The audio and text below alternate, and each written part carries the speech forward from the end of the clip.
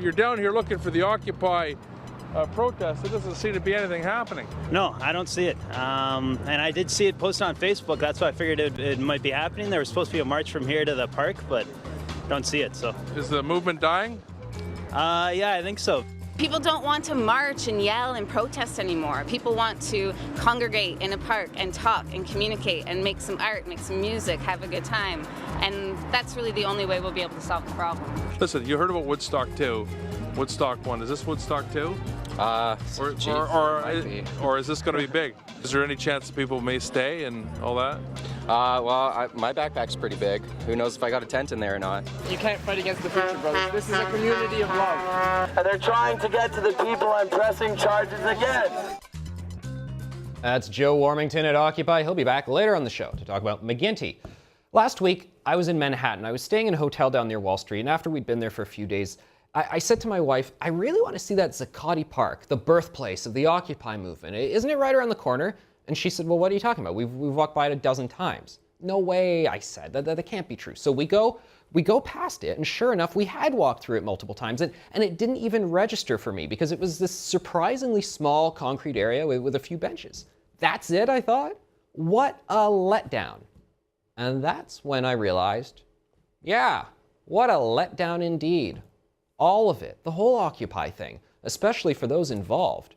Do we know what it stood for? Did it accomplish anything? Last week in Toronto, there was a one-year Occupy reunion. Not too many folks showed up. Wonder why? Our friend Toronto Sun columnist Simon Kent might have an idea or two. All right, Simon, why do you think the one-year anniversary didn't gain traction?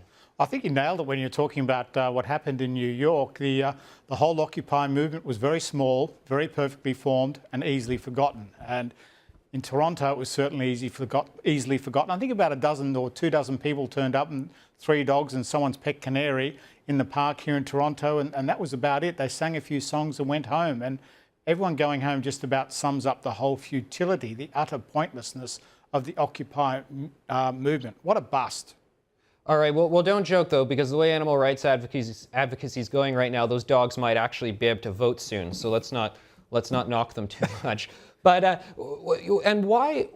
Because it just seemed like it took the front pages every day for several months. People were so loud, so passionate, and then fizzle. Is there something integral to the Occupy argument that you think has caused them to just not come out a year later? Well, I think basically if you believe in nothing in life, you'll fall for anything. I think a lot of people fell for Occupy because it made them feel good. Somehow they're making a brave, valiant statement against the evils of capitalism, against the world that's been unfair and unkind to them. And all these people fell for it, but in the end it stood for nothing, it meant nothing, and it probably meant a lot of people getting their guitars out and singing songs, but what on earth did it mean? What did it achieve? Nothing, and it stood for even less. And I think people just wandered away from the end and went, oh, meh, whatever, who cares, see you next year. And actually no one did come back next year, and it just fizzled out. What a total disappointment. And some people have a theory that maybe the best thing to do for these people might be get them all a house and a mortgage. That'll get them off the street and back to work and doing something pretty creative for society, I think. All right, but there are devil's advocates. Some people are going to say, actually, Occupy's left the street and it's mainstream now, because for a whole year we got, I want to see Mitt Romney's tax returns, and then no matter what he really paid, people were just outraged because he made a lot of money and he had a lot of capital gains, so he didn't pay 70% in taxes, and they were outraged by that. Is there any credibility to that? The idea that Obama is now Occupy? Well, I don't know, but as far as Mitt Romney goes, he's certainly been a wealth creator throughout his career, and he's created companies and driven companies that have delivered a lot of benefits and a lot of wealth to a lot of people. And a lot of people criticise Romney and say, well, where are the jobs he's created? Well, that wasn't his job, is to create other people's jobs. The same way as a social worker on the streets of Chicago, his job, the current president's job, wasn't to create jobs as well. But I think Romney's been a wealth creator, he's been a risk taker and an innovator, and I think a lot of people now in the US certainly seem to be looking at him much closer, more closely about what he offers the country, because President Obama doesn't seem to have taken it very far at all. Is there any at all cachet remaining then in the argument of income inequality? That's the more technical academic side of the Occupy. We still see We still see some books coming out about it, some columns in the Toronto Star and the Globe and Mail. Is there any government role to be played in that sort of I think the realm? government role is to get out of the way of the people who are trying to create wealth, because then they can create jobs for people, and then that would lessen the income disparity in society. Because let's face it, there's always going to be someone richer than you. There's always going to be someone poorer than you. The thing to do, I guess, is to work hard and aspire to be one of the people who are better off. And the more people we have in society who are better off, the more people there are paying taxes. And the more people we have paying taxes, the better for the common good, the better health systems we can provide, the better roads, the better infrastructure. And it's a matter of reaching down to people and bringing them up to a level. You don't drag people down who are successful and try and bring them down in society. Reach down and bring the other people up, and then you have a much more equitable society. And I sound like it's talking about common good and common society. It sounds very textbook, but it's really not. It's pretty simple. You do the best you can for as many people as you possibly can. And as far as government is concerned, I think it just should get out of the way.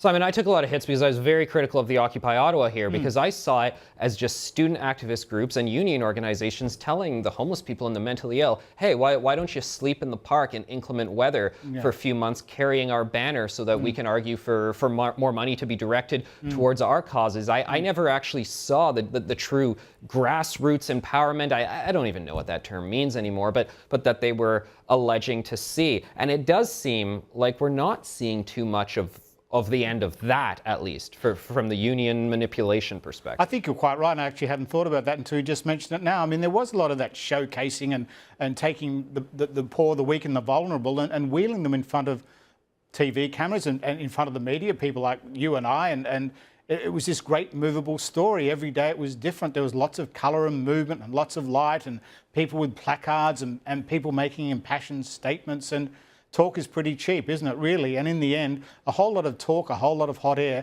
achieved nothing. And I think that is the salutary lesson from the whole Occupy movement. And even if you want to call it a movement, I just think it was a whole lot of disparate groups in different parts of the world who wanted to sit down in a bit of open space and have a talk. It didn't achieve anything because no one knew what it stood for. So how could you achieve an aim if you hadn't had one set? It was a bust, and it went absolutely nowhere.